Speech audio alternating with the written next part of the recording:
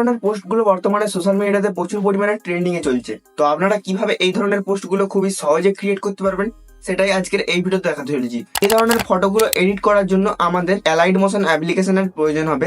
Allied মোশনের link আমি Telegram চ্যানেলে দিয়ে রেখেছি, আর টেলিগ্রাম চ্যানেলের লিঙ্ক এই ভিডিও ডেসক্রিপশন বক্সে পেয়ে যাবেন, ওখান থেকে ডাউনলোড করে নিতে পারবেন। আর একটা এক্সএমএল ফাইলের প্রয়োজন হবে, এক্সএমএল ফাইলের লিঙ্কও ডেসক্রিপশন বক্সে দিয়ে রেখেছি, জাস্ট ডাউনলোড করে আপনি ইজিলি ইউজ করতে পারবেন। ভিডিও শুরু করার আগে আপনি যদি এই চ্যানেলে প্রথমবার এসে দেখেন তাহলে অবশ্যই চ্যানেলটিকে সাবস্ক্রাইব করে দেবেন এবং পাশে থাকা নোটিফিকেশন বেল আইকনটি অবশ্যই প্রেস করে দেবেন। তো চলুন ভিডিও শুরু করা যাক। তো গাইস, সবার প্রথমে আপনাকে ফটোর ব্যাকগ্রাউন্ডটাকে রিমুভ করতে হবে। তার জন্য আপনাকে যে কোনো একটা অ্যাপ্লিকেশন ওপেন করতে হবে। আমি এখানে ইনশট ইউজ করছি। তারপর ফটোতে ক্লিক করার পর এখান থেকে আমার পছন্দের ফটোটাকে সিলেক্ট করছি, যেটাকে আমি এডিট করতে চাই। তো সেটাকে সিলেক্ট করার পর এখান থেকে কাট আউট অপশানে ক্লিক করছি। ক্লিক করার পর ব্যাকগ্রাউন্ডটা রিমুভ হয়ে যাবে। যদি ঠিক করে রিমুভ না হয় তাহলে আমরা এখান থেকে ঠিক করে অ্যাডজাস্ট করে নিতে পারি। অ্যাডজাস্টটা করে নেওয়ার পর জাস্ট এটাকে সেভ করে গ্যালারিতে এক্সপোর্ট করে নিতে হবে।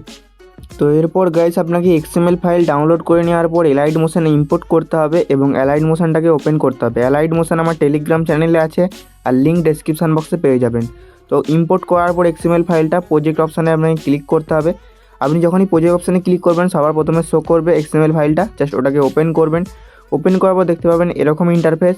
তো এখান থেকে আপনার কিছুই থাকবে না, জাস্ট দেখতে পাচ্ছেন সব থেকে নিচে যেই লেয়ারটা আছে এই লেয়ারটায় আপনাকে যে অরিজিনাল আপনার ফটোটা, জাস্ট ওই ফটোটাকে জাস্ট এখান থেকে সিলেক্ট করে দিতে হবে কালার অ্যান্ড ফিলে গিয়ে। তো আমি এখান থেকে আমার ফটোটা মানে যেই ফটোটা আমি এডিট করতে চাই সেই ফটোটা জাস্ট এখান থেকে সিলেক্ট করে দিচ্ছি।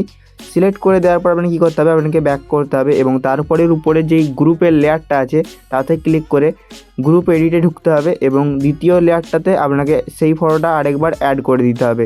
তো আমি এখান থেকে আরেকবার করে সেই ফটোটাকে অ্যাড করে দিচ্ছি। তো অ্যাড করে দেওয়ার পর প্লাস আইকনে ক্লিক করে দেবেন, তারপর ব্যাকে আসবেন। তো ব্যাকে আসার পর আপনাকে কী করতে হবে, দেখতে পাচ্ছেন এই ফটোটাকে আপনাকে অ্যাডজাস্ট করে নিতে হবে ঠিক করে, মানে লেখাটার মধ্যে। তারপর আপনাকে কী করতে হবে, তারপরে দেখতে পাচ্ছেন তারপরের উপরের লেয়ারটাতে আপনাকে যেই ফটোটার ব্যাকগ্রাউন্ডটা রিমুভ করলেন সেই ফটোটাকে এখান থেকে অ্যাড করতে হবে। তো আমি এখান থেকে সেই ফটোটাকে অ্যাড করে নিচ্ছি। অ্যাড করে নেওয়ার পর প্লাস আইকনে জাস্ট ক্লিক করে দেবেন, তাহলেই কিন্তু এই ফটোটা আমাদের অ্যাড হয়ে যাবে। তো অ্যাড হয়ে যাওয়ার পর উপরে দেখতে পাচ্ছেন একটা নামের লেয়ার আছে, আপনার যেই নাম সেটা লিখবেন। আর এইখানে যেই ফন্টটা ইউজ করছি সেই ফন্টটার লিঙ্ক আমি ভিডিও ডেসক্রিপশন বক্সে দিয়ে দেবো, আপনি ডাউনলোড করে ইজিলি ইউজ করতে পারবেন, অবশ্যই ডাউনলোড করে নেবেন। তো এখান থেকে আপনাকে জাস্ট এই নামটা টাইপ করে নিতে হবে। তো আমি এখান থেকে নামটাকে টাইপ করে নিচ্ছি। তো গাইস, তার আগে একটা জিনিস বলতে ভুলে গেছি, দেখতে পাচ্ছেন যে গ্রুপের লেয়ারটা ওটাতে ওপেন করবেন। সবার প্রথমে দেখতে পাচ্ছেন একটা অক্ষর আছে, আপনার নামের প্রথম অক্ষরটাতে লিখবেন।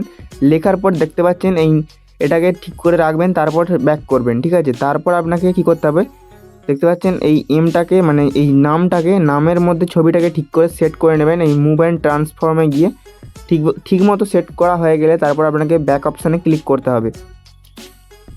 তো দেখতে পাচ্ছেন অ্যাডজাস্ট হয়ে গেছে। এবার আপনাকে কী করতে হবে, এবার আপনাকে ক্লিক করতে হবে ওই নামের লেয়ারটা যেটাতে আপনি আপনার নামটা লিখবেন। জাস্ট ক্লিক করার পর আপনাকে এখান থেকে জাস্ট আপনার নামটাকে লিখে নিতে হবে। লিখে নেওয়ার পর কী করতে হবে, আপনাকে টিক অপশানে ক্লিক করতে হবে। ব্যাস, আমাদের কিন্তু কাজ খতম হবে। ব্যাক অপশানে ক্লিক করবেন, কারেন্ট ফ্রেম অ্যাজ পিএনজি এতে ক্লিক করতে হবে। ক্লিক করলে আমাদের গ্যালারিতে এই ফটোটা সেভ হয়ে যাবে। তো এই ছিল আজকের ভিডিও।